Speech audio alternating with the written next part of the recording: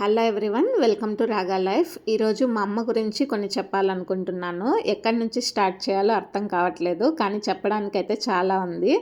Every year February 11th మేము ఇక్కడ సమాధి పూజకు వస్తాము. అమ్మ చనిపోయి ఇప్పటికి 11 years అయిపోయింది. పిల్లలు పెరిగి పెద్దయ్యాక ఏదో ఒక స్టేజ్లో పేరెంట్స్ డెత్ చూడాల్సిందే, ఆ పెయిన్ తీసుకోవాల్సిందే. కానీ అన్ఫార్చునేట్లీ మేమైతే చాలా చిన్న ఏజ్లో చూడాల్సి వచ్చింది. అది కూడా ఎక్స్పెక్ట్ చేయని క్యాన్సర్ వల్ల. అప్పటికి అంటే 2012-11 ఆ టైంలో మనకి షుగర్ వస్తేనే అమ్మో షుగర్ వచ్చింది అని భయపడే రోజులు అవి. అట్లాంటిది క్యాన్సర్ గురించి అసలు ఆలోచించే వాళ్ళమే కాదు. ఎక్కడో ఎవరికో వస్తుంది క్యాన్సర్, మనకెందుకు వస్తుంది అట్లా అనుకునే వాళ్ళము. అలాంటిది సడన్గా అమ్మకి క్యాన్సర్ అన్నారు.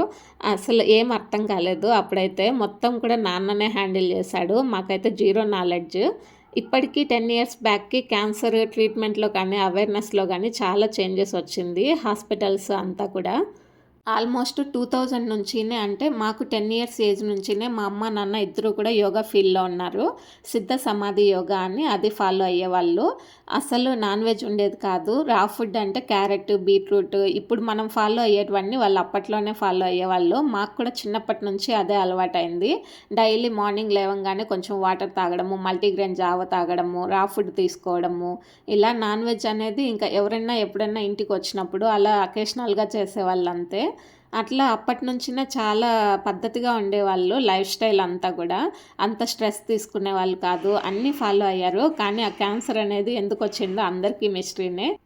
చిన్నప్పటి నుంచి అమ్మ నాన్న ఇద్దరు కూడా ట్రిప్స్కి ఎక్కువ తీసుకెళ్లేవాళ్ళు మమ్మల్ని. మేమైతే అప్పుడు టెంపుల్స్కి అంత ఇంట్రెస్ట్ చూపించేవాళ్ళం కాదు. నేనైతే మరీ ఎక్కువ, నేను రాను రాను అనే స్టార్ట్ చేసేదాన్ని ఏ ట్రిప్ అయినా కూడా. కానీ బలవంతంగా తీసుకెళ్లేవాళ్ళు. బాగుంటుంది రా పోదామని చెప్పేసి. ఇప్పుడైతే వాటి వాల్యూ తెలుస్తుంది. ఎందుకంటే చాలా మెమరీస్ ఉన్నాయి అమ్మతోటి. ఆ ట్రిప్స్కి వెళ్ళడము, అక్కడ టైం స్పెండ్ చేయడము అవంతా కూడా. ఇంకా ఇది వాటర్ ఆపిల్ మాదిరి అనిపిస్తాను. ఆ టేస్ట్ వేరు. ఏదో తింటా ఉన్నాం. అది ఏంది అంత వాటర్ ఆపిల్ మొత్తం కాపు కూడా అడాను దాడ దాడ 4 కాసినాయి. మా అమ్మ పేరు వసంత కుమారి, అందరూ కుమారి అంటారు.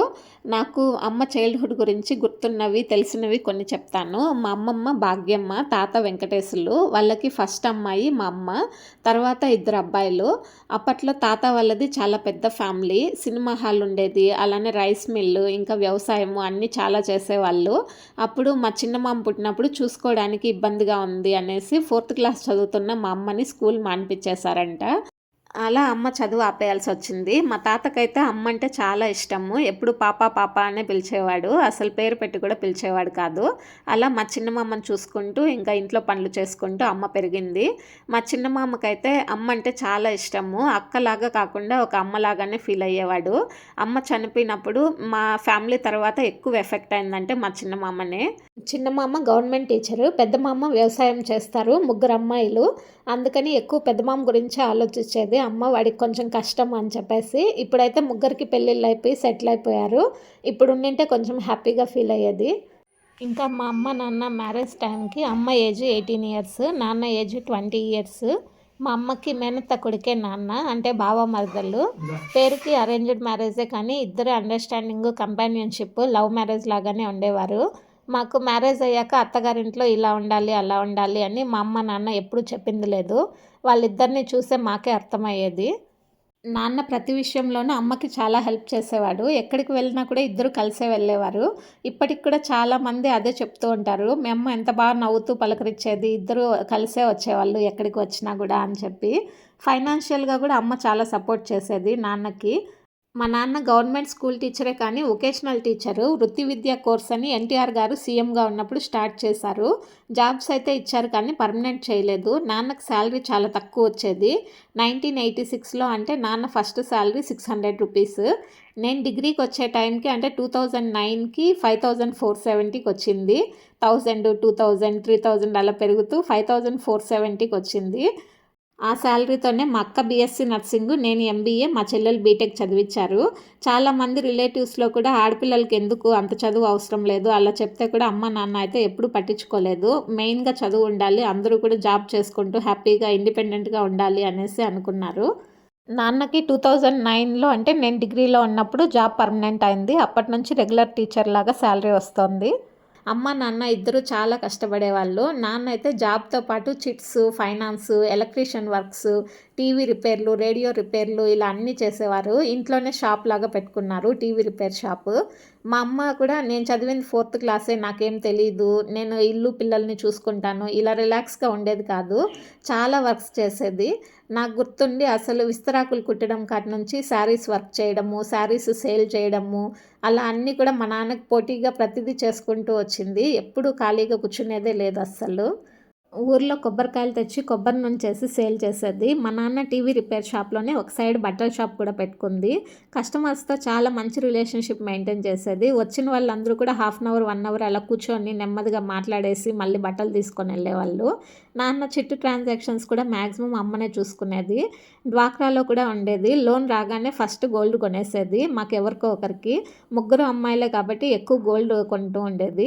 అలా ఫైనాన్షియల్‌గా చాలా బాగా ఆలోచించేది. లెక్కలు కూడా అంతా నోటి లెక్కలే. మాకంటే ఫాస్ట్‌గా చేసేది. అప్పుడు చదువుకున్నోడి కన్నా చాకలోడి మేలు అలా చెప్పేది మా అమ్మ. చాలా యాక్టివ్‌గా ఉండేది. ఇప్పుడు నేను బిజినెస్ స్టార్ట్ చేయడానికి కూడా ఇండైరెక్ట్‌గా మా అమ్మ ఎఫెక్టే నా పైన ఉందనిపిస్తుంది. చిన్నప్పటి నుంచి అవి చూసి చూసి మనము ఇలా వర్క్ చేసుకుంటూ పిల్లల్ని హ్యాపీగా చూసుకోవచ్చు కదా! అమ్మ కూడా అలానే కదా చేసింది. అలా ఒక ఆలోచన. కానీ అమ్మ చాలా ఆర్గనైజ్డ్‌గా, తెలివిగా, రిలాక్స్‌గా చేసుకునేది. నాకు ఇంకా అది రావట్లేదు. కొంచెం ట్రై చేయాలి. అమ్మ, నాన్న ఇలా అన్ని వర్క్స్ చేసుకుంటూనే మేము స్కూల్ నుంచి రాగానే మాతో క్వాలిటీ టైమ్ స్పెండ్ చేసేవాళ్ళు. ఫంక్షన్స్‌కైతే ఎవరైనా పిలిచారంటే ఇంక ఖచ్చితంగా అటెండ్ అవ్వాల్సిందే. ఏ ఫంక్షన్ మిస్ అయ్యేవాళ్ళం కాదు. హాలిడేస్ అలా కూడా చాలా ప్లాన్ చేసేవాళ్ళు. ఇలా హ్యాపీగా ఎంజాయ్ చేస్తూనే మంచిగా 2 హౌసెస్ కట్టారు. తిరుపతి, బెంగుళూరులో అలా చిన్న చిన్న సైట్లు కొన్నారు. ఇప్పుడు మేము హౌస్ కట్టుకున్న సైట్ కూడా నాన్న ఇచ్చిందే. ఎందుకు ఇదంతా చెప్తున్నానంటే వీళ్ళ లైఫ్ నుంచి మనము నేర్చుకోవాల్సింది చాలా ఉంది. ఫస్ట్ హస్బెండ్, వైఫ్ రిలేషన్‌షిప్ బావుంటే ఫ్యామిలీ బావుంటుంది. ఫైనాన్షియల్‌గా కూడా డెవలప్‌మెంట్ బావుంటుంది. అన్నీ హ్యాపీగా మేనేజ్ చేసుకోవచ్చు. నాన్న ప్రెజెంట్ రంగంపేట హై స్కూల్‌లో వర్క్ చేస్తూ ఉన్నారు. మన సీఎం నారా చంద్రబాబు నాయుడు గారు ఉన్నారు కదండీ! వాళ్ళ ఊరు నారావారిపల్లి. దాని పక్కనే ఈ స్కూల్ వస్తుంది. నాన్న అయితే స్కూల్‌లో స్టూడెంట్స్‌కి, టీచర్స్‌కి నాన్ వెజ్‌తో భోజనాలు పెట్టాలి అనుకున్నారు. పూజ రోజు టైం సరిపోదని ఫిబ్రవరి 10థ్ ఈ ప్రోగ్రామ్ పెట్టుకున్నాము. అంటే ముందు రోజే. కొంతమంది టీచర్స్ అక్కడ నాన్ వెజ్ తినని వాళ్ళున్నారు. వాళ్ళ కోసం అని చెప్పి సుబ్బయ్య గారి హోటల్‌కొచ్చాము. ఇక్కడ బుట్ట భోజనం తీసుకెళ్దామని చెప్పి. అమ్మ ఉన్నప్పుడు ఎవ్రీ ఇయర్ మా ఊరు జాతరకి చిట్ మెంబర్స్, రిలేటివ్స్, ఫ్రెండ్స్ అందరిని పిలిచి ఒక 300 మెంబర్స్ వరకు అలా ఫుల్‌గా నాన్ వెజ్‌తో భోజనాలు పెట్టేవారు. మ్యాక్సిమం మిస్ అయ్యేది కాదు. ఇద్దరికీ కూడా చాలా ఇష్టము అలా అందరికీ భోజనాలు పెట్టాలంటే. కానీ అమ్మ చనిపోయాక అయితే అస్సలు కుదరలేదు. మా మ్యారేజెస్ నాకు, అక్కకి ఇద్దరికీ కూడా అమ్మ ఉన్నప్పుడే చేసేశారు. అమ్మకి క్యాన్సర్ అని తెలిసాక 1 ఇయర్ మాత్రమే ఉన్నారు. ఆ 1 ఇయర్‌లోనే మా అక్కకి ఆగస్ట్‌లో మ్యారేజ్ చేశారు. వెంటనే నాకు డిసెంబర్‌లో చేసేశారు. మా చెల్లి మ్యారేజ్ మాత్రము అమ్మ చనిపోయిన తర్వాత చేశాము. మా మ్యారేజెస్ గురించి చెప్పాలంటే చాలా పెద్ద స్టోరీ. మా అక్క మ్యారేజ్‌కైనా షాపింగ్ అంతా అమ్మ కొంచెం యాక్టివ్‌గా ఉండి తిరగగలిగింది.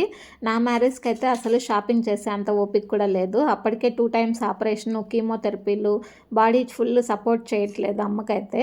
ఇంకా చిన్న చిన్న వర్క్స్ అంతా నేను, సత్యానే చేసుకున్నాము. నాన్న అయితే అమ్మని చూసుకుంటూనే పెళ్లి పనులు అంతా చేసుకున్నాడు. మాది కొంచెం పెద్ద ఫ్యామిలీ అవ్వడం వల్ల మా అన్న వాళ్ళు అంతా కూడా కొంచెం బాగా హెల్ప్ చేశారు. మా అత్త ఫుడ్ చేయడానికి అలా హెల్ప్‌గా ఉన్నారు. కానీ మేజర్‌గా నాన్న ఒక్కరే అంతా చూసుకున్నారు. అమ్మనైతే ఏ టు జెడ్. ఒక చిన్న పిల్లని ఎలా అయితే చూసుకుంటారో అలానే చూసుకున్నాడు. ఫుల్ పెయిన్ వచ్చేది. అలానే ఏదైనా కొంచెం తినంగానే వామిటింగ్ అలా చాలా ప్రాబ్లమ్ ఫేస్ చేస్తా ఉన్నింది. అసలు ఆయన ఎంత ఓపికగా చూసుకున్నారా అప్పుడు అనిపించింది. అమ్మ మీద ఎంత లవ్ ఉంది ఆయనకి అనేది మాకు ఆ టైంలోనే రియలైజ్ అయ్యాము. మేమైతే అసలు ఏమీ చేయలేదనే చెప్పాలి. హాస్టల్‌లోనే ఉండిపోయేవాళ్ళము మ్యాక్సిమము ఇవంతా చూడలేక. నాన్న కూడా అంతా బావుంది, మీరు అక్కడే ఉండండి, ఏం పర్లేదు, తగ్గిపోతుంది ఇలానే చెప్తూ వచ్చారు. అసలు చనిపోయే అంత సిచ్యుయేషన్ అనేసి మా అక్క మెడికల్ ఫీల్డ్ కాబట్టి తనకు అర్థమైంది. నాకు, మా చెల్లెలకైతే అసలేం పెద్దగా తెలీదు దీని గురించి. నాన్న అయితే అమ్మని సేవ్ చేసుకోవాలి అని ట్రై చేయని ఆప్షన్ అంటూ లేదు. ఎవరైనా మంత్రించింటారు, చేతబడిలాగా చేసుంటారు. అలా చెప్తే అన్ని పూజలు చేపిచ్చారు. కర్ణాటకలో శివమొగ్గాలో ఆయుర్వేదిక్ మందిస్తారంటే అక్కడి నుంచి తెప్పించారు. అలానే అప్పట్లో ఎక్కడ లక్ష్మణ ఫలం దొరికేది కాదు. అలాంటిది లక్ష్మణ ఫలం తెప్పించారు. కొన్ని నాటు మందులు కూడా యూస్ చేశారు. అలానే చెన్నైలో అడయార్ హాస్పిటల్, హైదరాబాద్లో ఒమేగా హాస్పిటల్, తిరుపతిలో స్విమ్స్, ఇలా అన్ని హాస్పిటల్స్ తిరిగారు. మా అమ్మ అప్పుడు కూడా నెగిటివ్గా అసలు ఏమీ మాట్లాడేది కాదు. చాలా స్ట్రాంగ్గానే ఉండేది. మంచి వాళ్ళని చూసి అందరికీ మ్యారేజెస్ చేసేయాలి, ఇదొకటే ఉండేది.